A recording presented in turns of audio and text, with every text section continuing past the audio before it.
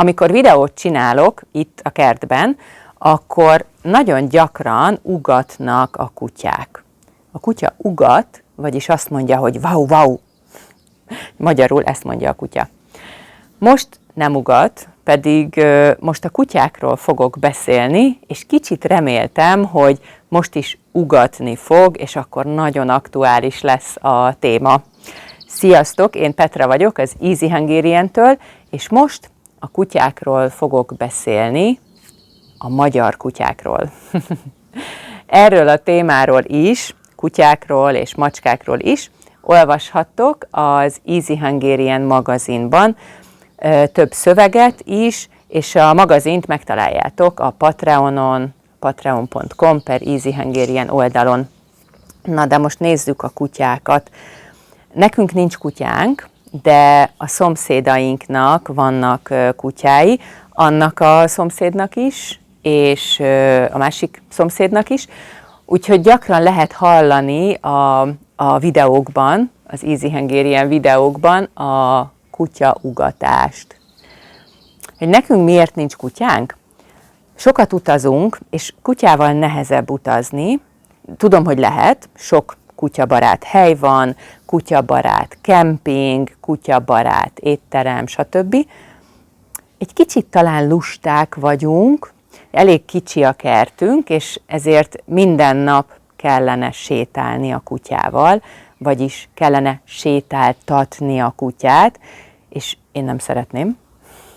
A másik dolog, hogy én egy kicsit félek a kutyáktól, mert nagyon rossz emlékeim vannak gyerekkoromból. Amikor gyerek voltam, akkor egy kis faluban éltem, és a falusi kutyák mindig nagyon agresszívek és hangosak voltak, és mindig ugattak.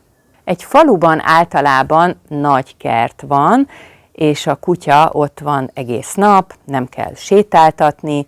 Amikor én gyerek voltam, a 80-as években, akkor nem volt divat kutyát sétáltatni, vagy a kutyával játszani. A kutya nem volt családtag. Most szerintem a kutyák általában olyanok, mint egy családtag, a család részei. Mikor gyerek voltam, akkor a kutya nem családtag volt, hanem egy olyan funkcionális dolog. A kutya vigyázott a házra, vagyis őrizte a házat.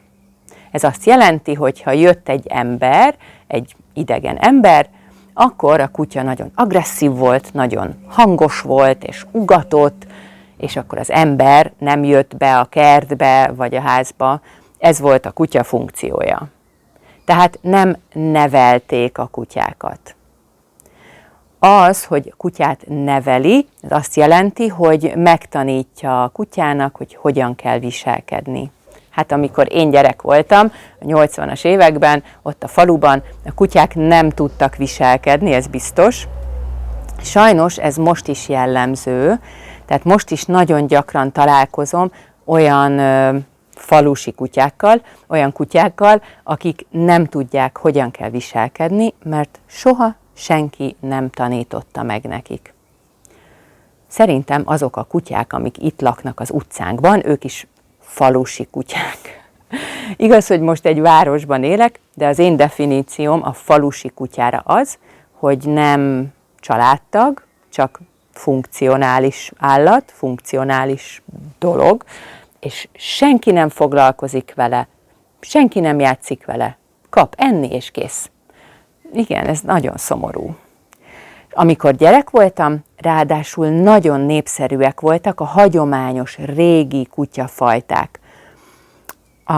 Milyen lehet egy kutya? Lehet border collie, az egy kutyafajta, meg dalmata, stb.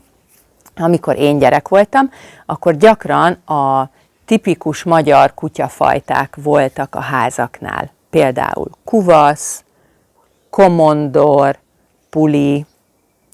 Ezek a kutyák eredetileg munkakutyák voltak, és még nagyon-nagyon régen, amikor voltak pásztorok, ugye a pásztor az az ember, aki figyel az állatokra a mezőn vagy a pusztában, voltak pásztorok, juhászok vagy gulyások, és ezeknek sok marhájuk, vagy sok birkájuk volt, és a kutyák segítettek abban, hogy az állatok ne menjenek el.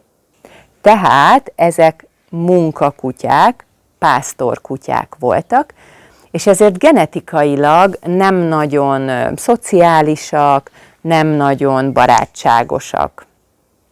Amikor gyerek voltam, akkor az egyik háznál volt 2 vagy 3 nagy kutya, szerintem kuvaszok voltak, és ezek a kutyák nagyon gyakran kint voltak az utcán, a gazdájuk nélkül, tehát nem volt velük ember, csak a kutyák kint voltak az utcán. Amikor biciklivel mentem a nagyszüleimhez, vagy gyalog, akkor mindig emellett a ház mellett kellett elmennem, és mindig nagyon-nagyon féltem, mert gyakran kint voltak az utcán a kutyák. Futottak utánam, ugattak, nagyon-nagyon agresszívek voltak. Szerencsére soha nem haraptak meg.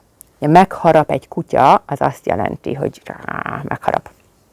Szerencsére nem haraptak meg, de nagyon-nagyon féltem tőlük. Érdekes, hogy nagyon féltem a kutyáktól, de nekünk mindig volt kutyánk. Nem nagy testű kutyánk volt, hanem mindig kicsik, kisebbek, és ezek nem fajtiszta kutyák voltak, hanem keverék kutyák. A keverék kutya azt jelenti, hogy egy kicsit ez a fajta, egy kicsit ez a fajta. Tehát anyukája ez a típus, apukája egy másik típus, és akkor lesz egy keverék kutya. Úgyhogy nekünk mindig keverék kutyáink voltak, és mindig úgy hívták őket, hogy Rexi.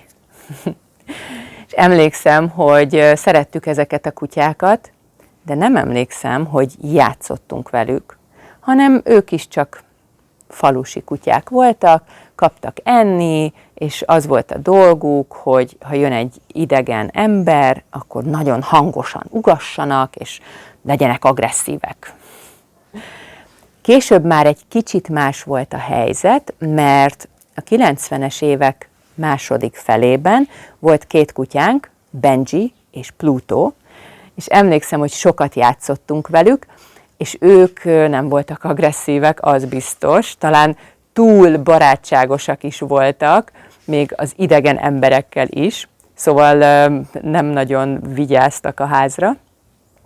Szóval a mi kutyáinkat Rexinek hívták, és volt Benji és Pluto, de ezek nem voltak tipikus magyar kutyanevek, akkor gyakran úgy hívták a kutyákat, hogy Buksi, vagy Morzsa, vagy Morzsi. Mostanában gyakran hallom azt a kutyanevet is, hogy Bogi, szerintem ez egy népszerűbb, hagyományosabb kutyanév, de ma már nagyon sokféle nevet adnak a kutyáknak, például ismerek Pankát, Mangót, Gofrit. Én azt gondolom, hogy ma már több időt foglalkoznak a kutyával az emberek, mint az én gyerekkoromban, de ha ez egy kinti kutya, akkor gyakran most is az a helyzet, hogy nem játszanak vele, nem nevelik, tehát nem tudja a kutya, hogyan kell viselkedni. Csak kint van, ha valaki jön az utcán, akkor ugat, a gazdáitól kap enni, kész. Manapság elég sok a benti kutya, és hát ha egy kutya bent van a lakásban vagy a házban, akkor természetesen kell nevelni is, mert muszáj viselkednie.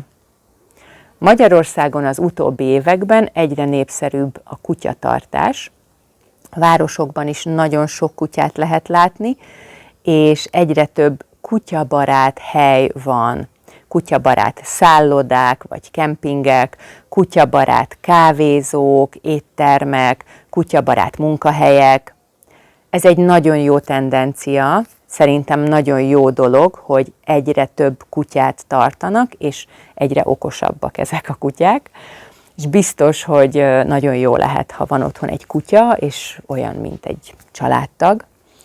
Ha szeretnél érdekes sztorikat olvasni kutyákról, például, hogy ki volt a leghíresebb magyar kutya, és miért volt híres, vagy mi a különbség a kutyás emberek és a macskás emberek között, akkor nézd meg az Easy Hungarian magazint, a patreon.com/EasyHungarian oldalon. Természetesen a magazinban most is elolvashatod ennek a videónak a szövegét is. Ez a funkció, vagy ez a dolog ingyenes, csak regisztrálni kell a Patreonon, és utána tudod olvasni a YouTube videók szövegét magyarul is, és angolul is. Találkozzunk a magazinban, vagy a klubban, és jó tanulást kívánok! Sziasztok!